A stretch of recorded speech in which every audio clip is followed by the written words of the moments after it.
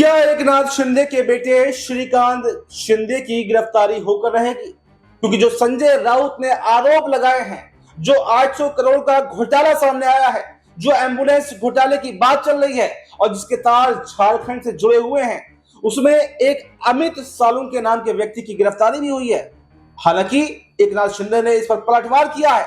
उन्होंने कहा है कि जबरदस्ती जिसके घर शीशे के होते हैं वो दूसरे के घरों पर पत्थर नहीं फेंका करते हैं। वहीं पर उन्होंने संजय राउत पर जबरदस्त हमला बोला है।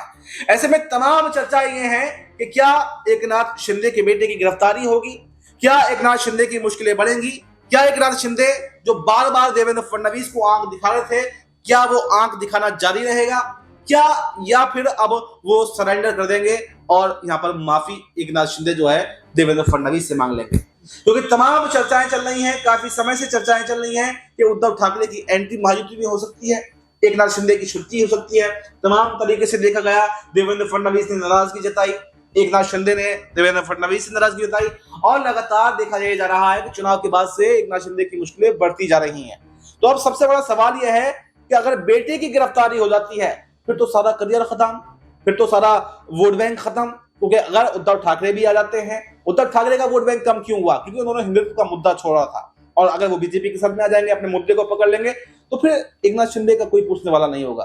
तो अब एकनाथ शिंदे को परेशानी यह है, दिक्कत यह है कि अगर उद्धव ठाकरे की एंट्री हो जाती है और बेटे की गिरफ्तारी हो जाती है तो फिर उनका राजनीतिक सफर समाप्त। तो अब क्या बेटे को बचाने के लिए, राजनीतिक सफर को बचाने के लिए वो अमित शाह से गुहार लगाएंगे, बीजेपी के बड़े नेताओं से गुहार लगाएंगे, क्या देवेंद्र फडणवीस से गुहार लगाएंगे? क्योंकि देखा गया है कि तमाम ऐसे नेता हैं, एक ऐसी वॉशिंग मशीन बीजेपी के पास में है, अगर आप आरोपी भी हैं तो आपको धुल दिया जाता है और यही तो होता रहा है।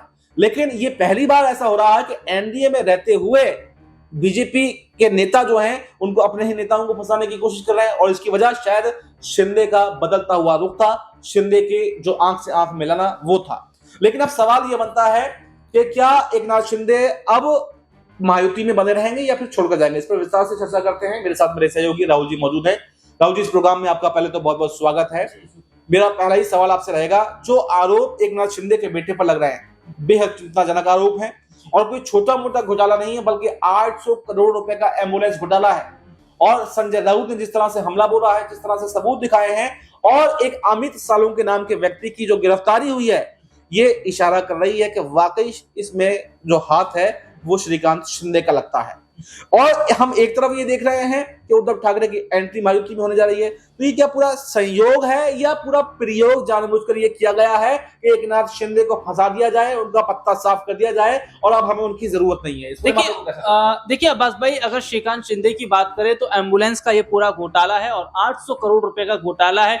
ये घोटाला उस वक्त हुआ है जब शिंदे सीएम पद पर मौजूद थे और ये देखा जाता है कि श्रीकांत शिंदे ने जो घोटाला किया उस पर संजय राउत का बड़ा बयान आया और ये बात संजय राउत ने कही है, जिसके बाद श्रीकांत शिंदे ये कहते हैं, कौन संजय राउत? मैं किसी संजय राउत को नहीं जानता। और संजय राउत कौन होते हैं? ये तमाम बातें करने वाले, ये गालीबाज नेता है, इनको ये तक बोल दिया जाता है कि ये तो आए दिन गालियां देते रहते हैं। तो ऐसे में ये देखा जा रहा है कि क्या संजय राउत ने जो बोला है वो गलत है, और अगर गलत है तो श्रीकांत शिंदे ने ये क्यों नहीं कहा कि संजय राउत झूठ बोल रहे हैं, लेकिन उन्होंने कहा कि मैं इस मुद्दे पर बोलूंगा नहीं, मैं बोलना नहीं चाहता। तो यहां पर देखा जा रहा है कि इसमें घोटाला हुआ है और संजय राउत झूठ नहीं बोल रहे हैं। और यहां पर अब सबसे बड़ा सवाल हो जाता है कि भैया अगर फाइलें खुलती हैं तो यहां पर फाइलें खुलेंगी और मामले की तफ्तीश होगी तो श्रीकांत शिंदे अंदर होते नजर आएंगे। और अब यहाँ पर हालात ये बन रहे हैं कि जो एकनाथ शिंदे पहले फड़फड़ा रहे थे, जो एकनाथ शिंदे पहले ये कह रहे थे कि मैं फडणवीस को छोड़ दूंगा, मैं महायुति से अलग हो जाऊंगा, मैं गठबंधन तोड़ दूंगा, मेरे पास सात सांसद हैं, मेरे पास इतने विधायक हैं, अब वो कहीं ना कहीं ठंडे पड़ते नजर आ रहे हैं। क्योंकि ये माना जा रहा है कि अब जो गर्दन है अजगर की वो हाथ में आ गई है। और अगर जहां शिंदे ने महायुति का साथ छोड़ा, श्रीकांत शिंदे सीधा अंदर होते नजर आएंगे। और अब यहां पर एकनाथ शिंदे की मजबूरी बन गई है महायुति के साथ रहना।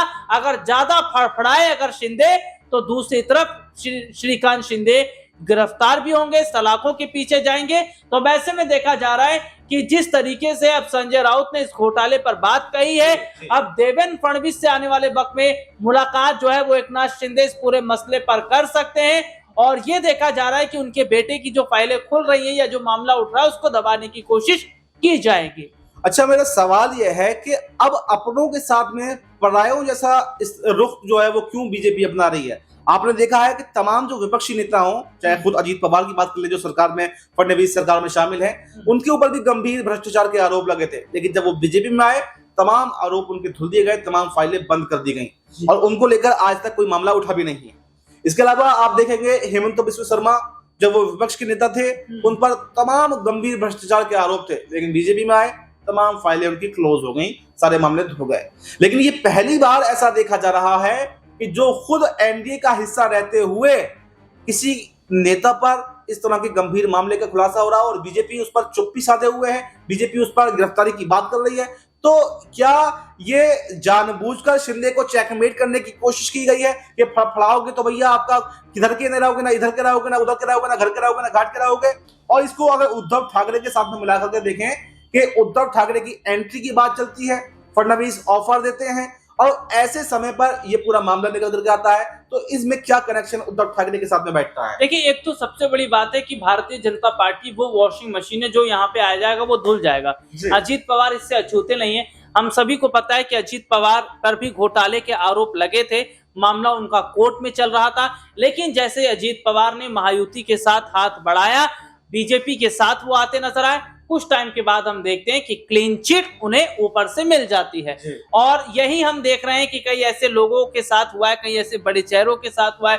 तो यहाँ पर देखिए, सबसे बड़ी बात क्या है कि यहाँ पर चाहे अजीत पवार हो, चाहे वो एकनाथ शिंदे हो, ये सबकी मजबूरी बनी है, क्योंकि इस वक्त सेंट्रल में जो सरकार है वो मोदी की सरकार है और अगर ये यहाँ से वहां होते हैं, सरकार गिराने का फैसला करते हैं, तो इन्होंने जितना भी करप्शन किया हुआ वो तमाम फाइलें फिर खुलती नजर आएंगी और ये आए दिन ईडी के चक्कर लगाएंगे। बिहार इसका उदाहरण है, क्योंकि इन दिनों हम देख रहे हैं कि किस तरीके से लैंड फॉर जो जॉब स्कैम का मामला था उसमें हम देख रहे थे लालू परिवार को घसीटा जाता है। कांग्रेस ने अभी हाल ही में कुछ प्रोटेस्ट किए, प्रदर्शन किए, रॉबर्ट वाड्रा की फाइल खोल दी जाती है।